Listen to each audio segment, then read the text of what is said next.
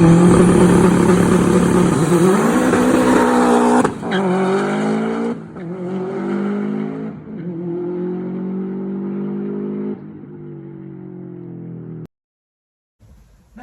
come on. Ned, what's this? Good boy. Who's a good boy? Welcome everybody. So, this is the Unit Mark II. It's a little bit smaller, but oh, John's come to say alright. Alright John, what are we doing? This is John, this is Ned. Go on then. Anyway, today I'll show you a little bit where the car's going and where I've managed to get all my tools, which is in there. But today's video is going to be about what happened at I was going to say Brands Hatch, but it wasn't. It was Oulton Park, and the aftermath of the gear set, which is in there. So let's get straight into it. So yeah, this is the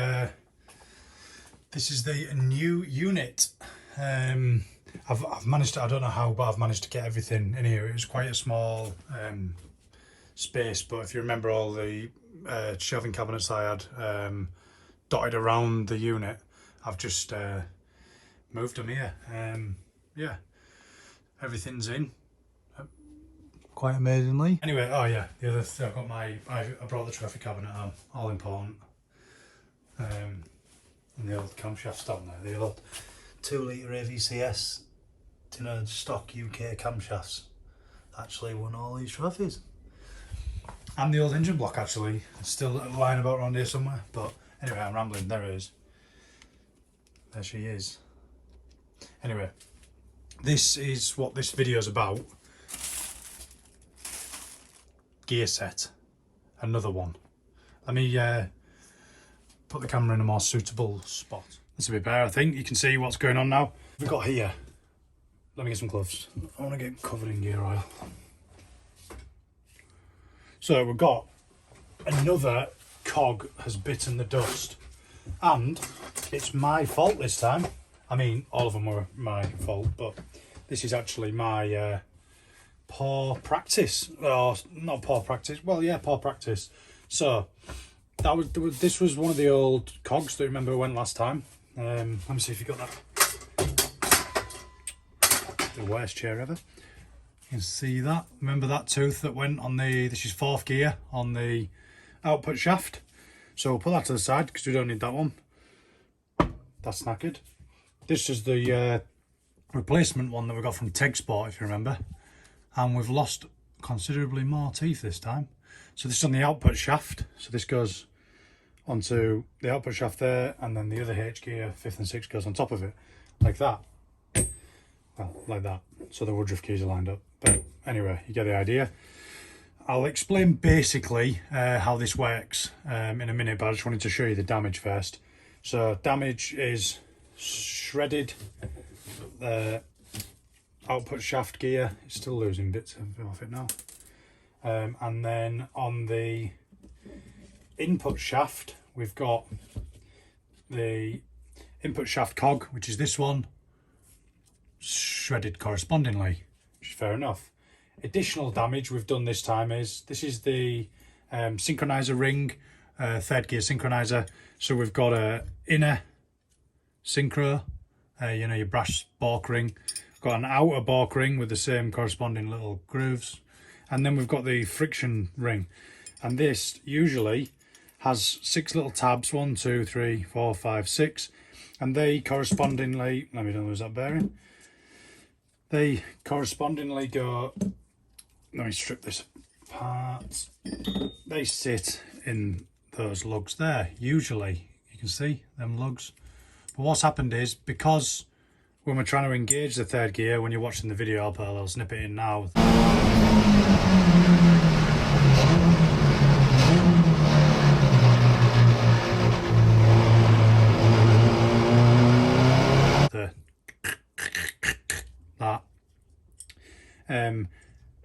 This gear doesn't want to speed up because it's shredded and misaligned, you know, with this. Every time it gets to there, it don't know what it's doing. and what I'm going to come to in a minute and explain this thing is happening. So it doesn't want to speed this gear up, so what it's done is it's just snapped all 6 of the lugs off the friction ring, because that was the weakest point. So that's knackered. The synchronizing ring. Let me just put all this back together. So we've got it in some sort of order, so to speak. We're going like that, and then we go with that on there, and then that goes in there, and then all that goes upside down because that's the wrong way around. So this is what happened. Basically, output shaft, H gears go on the output shaft like so, like this. Bearing goes on top like this, and then this lock nut screws down, and then what happens is when you like that, you can remember me doing this from last time I think, but when that gets snugged all the way down, you can see there, these little tabs you punch in with a punch into these little locating grooves, if you can see them there. So what happened is, these you can't get in the UK new, and they're only about £3. I'll put a screenshot in the screen now, but I had to get them from Japan. And if you remember last time this failed, it was in between rounds as always, and I was in a rush trying to, you know, get it back together and ready for the next race. So what happened is, quite a common practice as well, tighten this up, reuse the same ring and re-punched these things, you know, these tabs in. So what happened is these tabs snapped because they've obviously been used once. I've bent them back out to undo the nut, and then I've bent it back in again. So one of these tabs, well, 2 of these tabs, you can see one there and the opposite one actually snapped off. A little piece came off. What that meant was this backed off a 1/16 of a turn. So it's meant to be in that position there, you know, when it's tight, you get the idea. It's backed off a 1/16 of a turn. So what that's allowed is, when I've gone to select third gear on a downshift, the torque coming through the input shaft transferred through from third gear into the output shaft has made the gears move up. Not much, but enough. So imagine that like that. Imagine that's moved up. So then what's happening is the face of this gear here, all the face of that bit there, where it's meant to be aligned like this, you know, it's meant to be aligned like that. If you can see, no, I wasn't even in shot. So it's meant to be aligned like that. If this gear here is moved up, I've obviously done that a lot more than what I actually did, but if that moved up, it's then going to be bashing against that, against the dogs on the actual gear there. So it just makes one hell of a mess. And yeah, that is why we had the failure, the misalignment of these 2 gears and the obscene noise that you got coming through in the last video. So what we're doing from here, we've got 2 lots of gear sets ordered. One gear set is going to go back together, so I've ordered 3rd and 4th, this time brand new from Japan, so I'll put a link where I've got these from. But 3rd and 4th H gear, which there's loads of variants of these, but with the 10mm Woodruff key, so that's 10mm wide, not 6mm wide like the newer ones. You can tell them apart by they don't have a chaser, like a groove all the way around there. But anyway, that we've ordered brand new. We've ordered new lock nuts. We've got 2 new bearings for 3rd and 4th there. The the needle bearings, you know, the ones that I just took out of that one there. That little needle basket bearing. And then we've got 4th, 5th and 6th synchros. So on the 4th, 5th and 6th, they're just like a balk ring. So we've got carbon. You'll know this if you're into Subarus, but they do these with carbon lined rather than brass. So we've ordered 4th, 5th and 6th carbon lined balk rings for there. So that's 5th and 6th and 4th, which is that one there. You get the idea anyway. We've got a new bearing coming, because every time I undo these, this was new from last time, but they're only 13 quid. This was on the output shaft. I always damage this surface. I should put a piece of plastic on there to stop it, but it sounds a little bit rough because it keeps scraping on that damaged dinted bit there, but oh well. Yeah, new lock nut on this side, new split bearing for that side, and then the important change this time is they no longer make this gear. They no longer make this third gear. So the replacement is the newer 08 Plus gear, which has only got 4 of these pins. So because I've ordered that, the 08 Plus third gear, which I'll put in the screen, then I've had to order the 08 Plus third gear synchronizer set, which has got the 4 pins rather than the 6, which are snapped off here.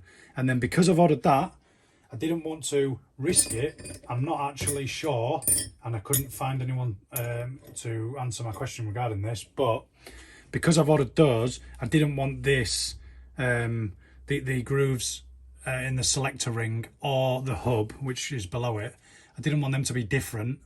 So, and I know they're not different because I'm putting the 08 carbon lined Bork rings in 4th, 5th and 6th, so I know they're not different on that side, but they might be different on the third gear side. So I've just ordered, and also I didn't want, there is a little bit of wear on this third one, you know, where I was trying to crunch it in. So I've ordered a new ring and hub, that whole assembly basically. I knew that was going to happen. As I say, I'll put all of these in the screen now, what I've ordered. Yeah, I did this the other day, dropped it off on fucking, it has got little paint marks actually. Where are they? Anyway, it don't matter, it's all got to come apart and be cleaned. It's covered in brass filings and swarf and whatnot, but yeah, anyway, I'll put these together and show you basically what happens, you know, regarding torque coming through from the engine and then going out to the wheels. So gearbox is 101. Right, this is the input shaft, this is the output shaft, and then there's another shaft that goes through the center of this shaft. The differential sits on the end of here, and the differential then sends power through the center of this shaft to the front differential, and then that goes off to each wheel. And then the same with the back, that goes to the prop shaft and then goes off to the back differential to the back wheels. So we'll forget that bit for the minute because we don't need to know about the inner shaft on that side. So these 2 gears here, we've got reverse, first, second, third, 4th, 5th, 6th on the output shaft. Corresponding gears on the input shaft, we've got clutch there, pilot bearing in the flywheel, engine, yeah, the seal there for the gearbox, stop the fluid leaking into the bell housing. So this whole area is the bell housing. Then we've got first gear, second gear. They're both fixed on the input shaft, loose spinning on the output shaft. Reverse gear is fixed. Then we've got third gear. So we've got it fixed on the output shaft, loose, you know, spinning independently of the input shaft. Same with 4th, same with 5th, and same with 6th. So what happens is, this is spinning, you know, torque turning from the engine. So when you want to engage, say first gear for example, it's locked on the input shaft. So on the output shaft, you have to, when you go for first gear like that, this is actually moving this selector ring. It won't let me engage it, but there we go. And that's basically locking the first gear on the output shaft to the output shaft, which is then sending drive into the center differential, which then splits it front and back through the center of this to the front diff, and then to the rear diff through the prop shaft. So how the gear actually does this is, this gear, we're talking about first gear here, they're all the same principle, but we're talking about first gear, but I'm showing you with third gear as an example. So we have first gear spinning independently, just free spinning, independent of the output shaft when the car's in neutral. So what you want to do to be able to lock that gear to the same, to be the same speed as the output shaft, you need to speed that gear up to the same speed as the output shaft. So on a synchro box, which is what this is, it's run using synchromesh, synchромeshes. What that does is, when you start to apply pressure, so through the selector ring here, and you start to apply, this is the same principle. When you start to apply pressure and push, to select the gear, there's splines going like this on the inside of the selector ring, which will lock the hub, which is splined to the appropriate shaft. It's Woodruff keyed to this shaft, but the hubs are splined to the shaft. So what you're doing is you're sliding your selector ring across the synchro. The grooves inside here, them little teeth there that you can see, will slide across the synchro and apply pressure to those little brass, you can see them little brass grooves. Those little brass grooves will grip this friction ring, press it against the other side. This is only on first, second and third. Sorry if this is a bit confusing. But they grip the inside of the inner balk ring, which then, because this, not now, but it's usually got the tabs on the back, because that's completely connected to third gear, that will speed third gear up to enable it to be the same speed as the shaft that you're wanting to lock the gear to, if that makes sense. So then that will allow that sleeve to slide over into the dogs, which are these little dogs here going all the way around. And they look worn, but that's how they are, brand new from Subaru.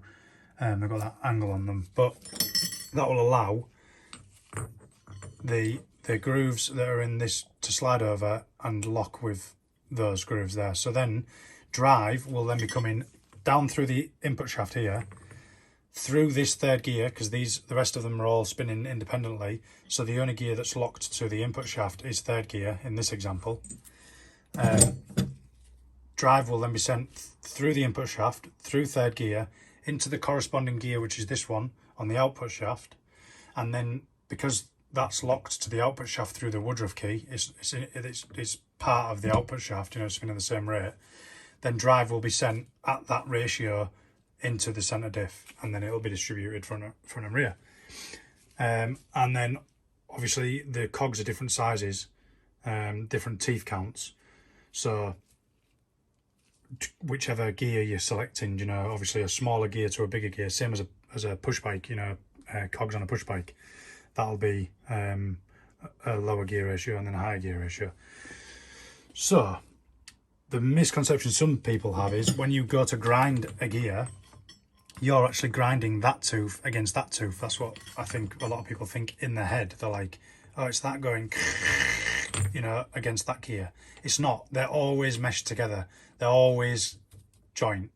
So what you're actually doing is, so you might have a bit more sympathy, mechanical sympathy once you know this, but you're actually grinding. Let me just whip this off and I'll show you. It's really difficult doing this one-handed. What you're doing is you're grinding those little teeth there against those dogs there. Let me bang the camera down, I'll show you.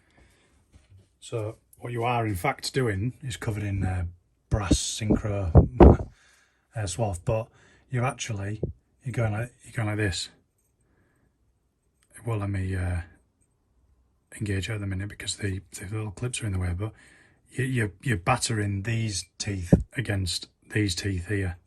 So that's why when it goes, and yeah, you get the idea.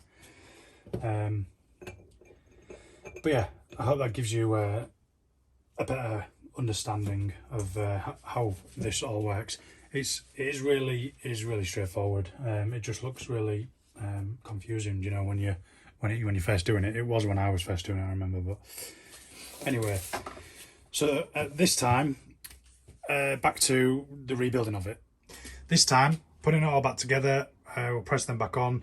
I'm having made, well, I say having made, I've got an old clutch up there, an Extreme twin plate, and I've got another 2 friction plates at home. So I'm going to use one of them friction plates to make myself a jig so that I can hold this in place. I'm going to weld and fabricate a nice jig, but I can hold that shaft in place whilst I torque this with a torque wrench rather than with a Milwaukee impactor. So we'll have it bang on to the right spec, and then this one I'm making the same, using an old centre diff, make a spline for that, and then I'm going to make the tool, I think it's 58mm, but whatever size that is, the Subaru spanner. I'll put a screenshot in the screen now of what it is, but so I'll be able to torque that properly, not with an impact gun. So yeah, the next video will be putting this back together. I'll try and get some more shots of me doing it, because it'll be pretty beneficial to you guys, you know, if you wanted to do this yourself, because I know this is an expensive job, you know, if you're paying labour to have it done. And with them getting older now, this is only going to be more and more failures. There is only going to be more and more failures. So yeah, hopefully the parts will arrive from Japan. Put about 15 grand in it or more if we have to. Overnight parts from Japan. We'll put it on my tab at Harris. They're due next week, so hopefully we'll have them here and get this back together, get it back in the car, and then the car's actually coming home. So I won't spoil the surprise and show you where it's going or anything. I'll just, when we've got the gearbox back in the car, I'll show you that day. That'll be a video by itself, I imagine. But yeah, getting closer to Donington now as well. End of the month, end of this month now, into August. Yeah. So I hope it's been beneficial, and I'll catch you on the next video. Take it easy.